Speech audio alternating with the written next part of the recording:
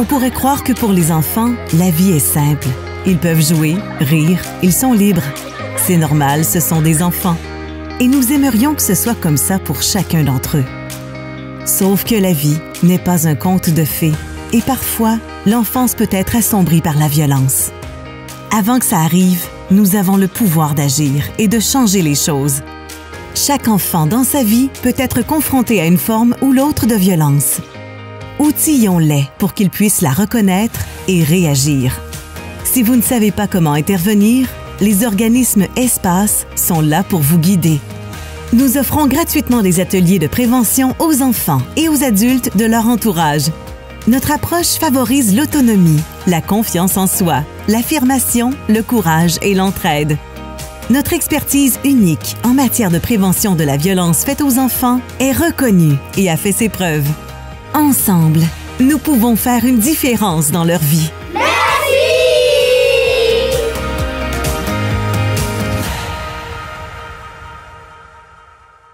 Je m'appelle Stéphanie Rive. Je suis intervenante en prévention de la violence pour l'organisme Espace Gaspésie-les-Îles. J'ai aussi un rôle, là, je suis responsable de la coordination administrative et logistique de l'organisme.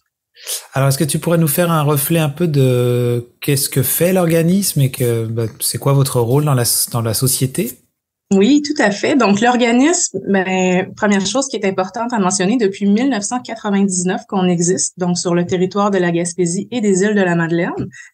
L'organisme a une mission, en fait, c'est de prévenir toutes les formes de violence faites aux enfants. Donc, c'est une mission qui est très ambitieuse, hein, on le sait. La façon dont on procède, c'est que ça va être principalement dans les écoles et dans les centres de la petite enfance. Donc, nous, on fait une tournée des milieux scolaires et des milieux de la petite enfance pour présenter un programme de prévention aux enfants. Donc, comment on fait ça? C'est qu'on aborde les droits avec eux. Donc, on va les informer de quels sont leurs droits. Eh bien, on les amène à comprendre que si jamais ils perdent leurs droits, ça se peut que ça veut dire qu'ils vivent de la violence et à ce moment-là, on va leur proposer des stratégies à utiliser en cas de violence.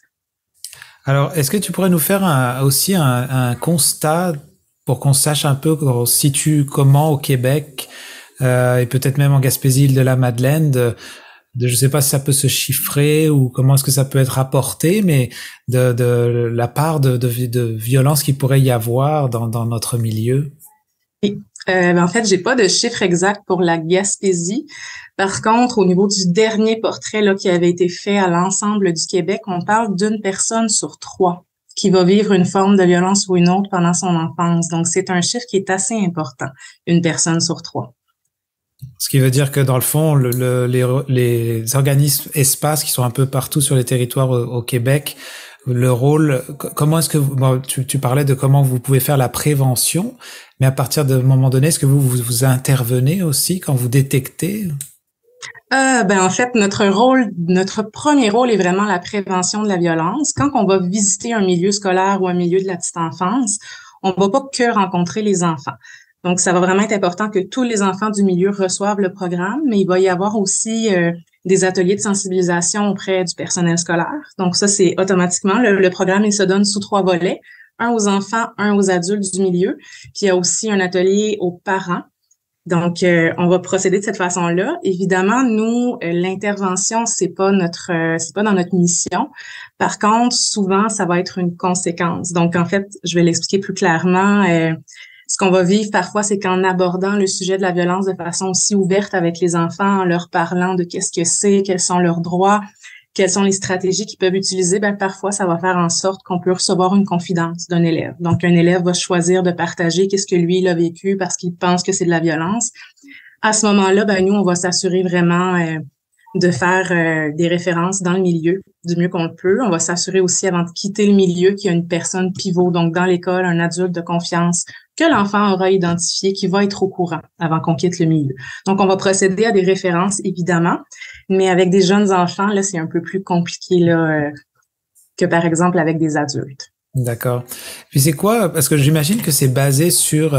je comprends qu'il y a des formes de violence qui sont très claires, mais des fois, par méconnaissance ou manque d'outils, certains parents aussi, est-ce qu'on peut se retrouver des fois à être dans un côté où peut-être ça peut être inclus comme une sorte de violence, une malnutrition. Ou je lisais un peu la liste dans le communiqué. Il y en a plusieurs qui concernent pas uniquement la violence physique.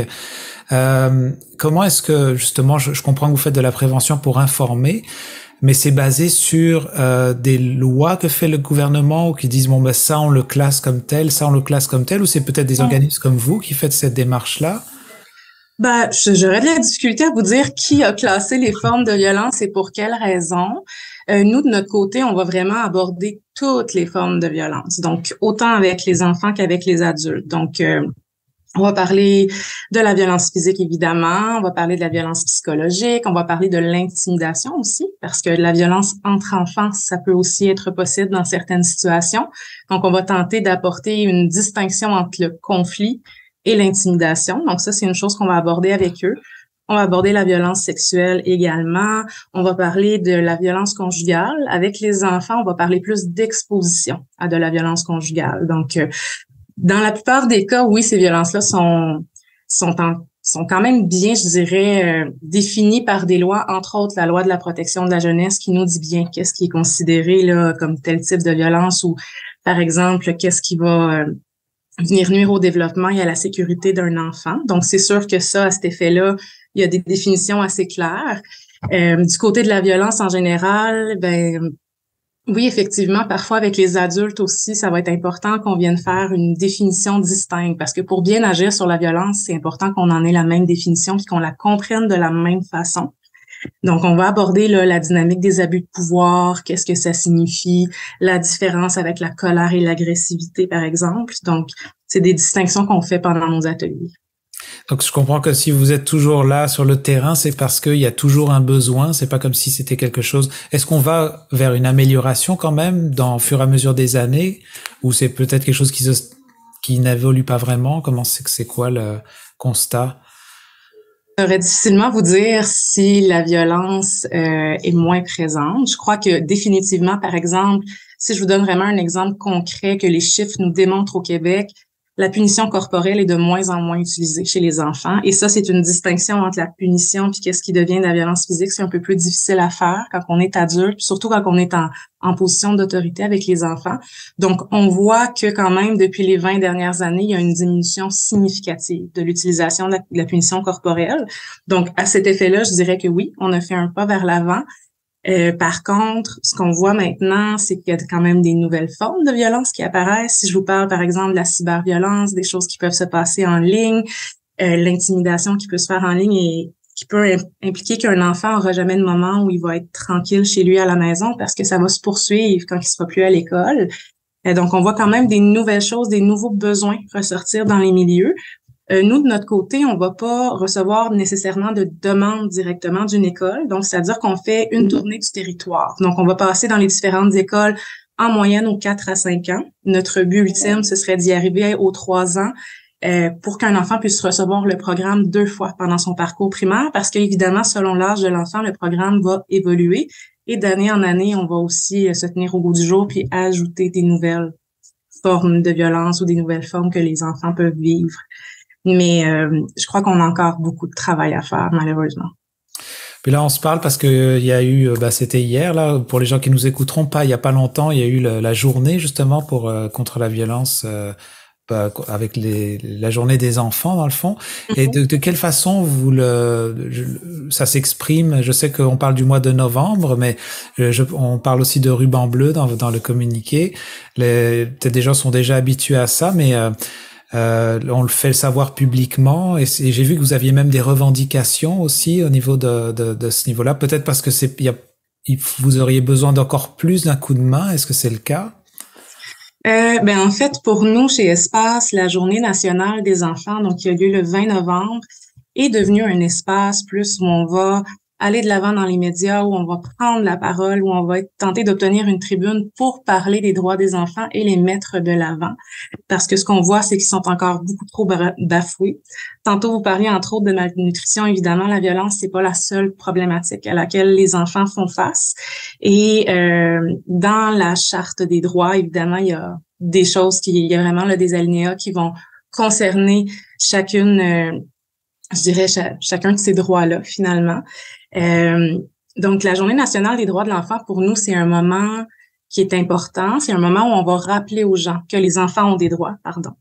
C'est un moment aussi pour faire de la sensibilisation et toujours un moment pour interpeller les élus parce que, ultimement, pour que ça change, pour que ça devienne vraiment plus un problème de société et que la solution provienne aussi de la société, ben ça prend des implications concrètes de nos élus, de nos décideurs. Donc, il faut qu'on choisisse de mettre les droits de l'enfant de l'avant. Il faut qu'on choisisse qu'il y ait un financement substantiel qui soit offert aux différentes ressources pour qu'on puisse leur venir en aide aussi.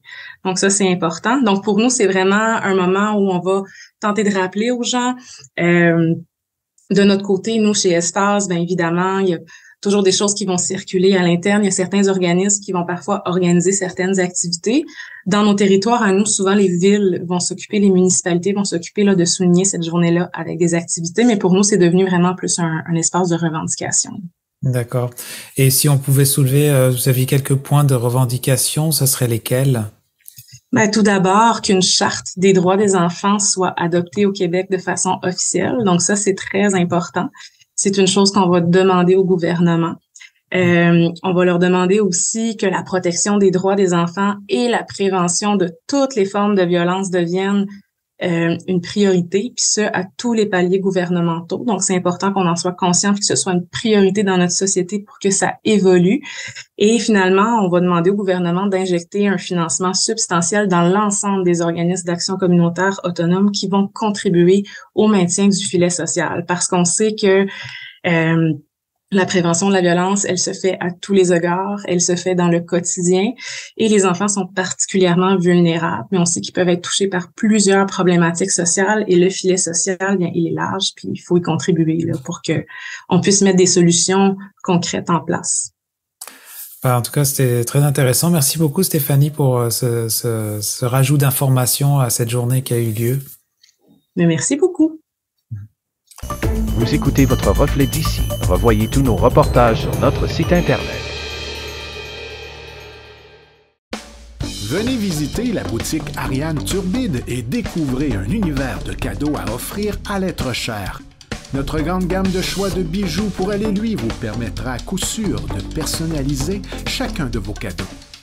Bijoux en or, en argent, montres et accessoires de toutes sortes et des cadeaux pour les jeunes et moins jeunes.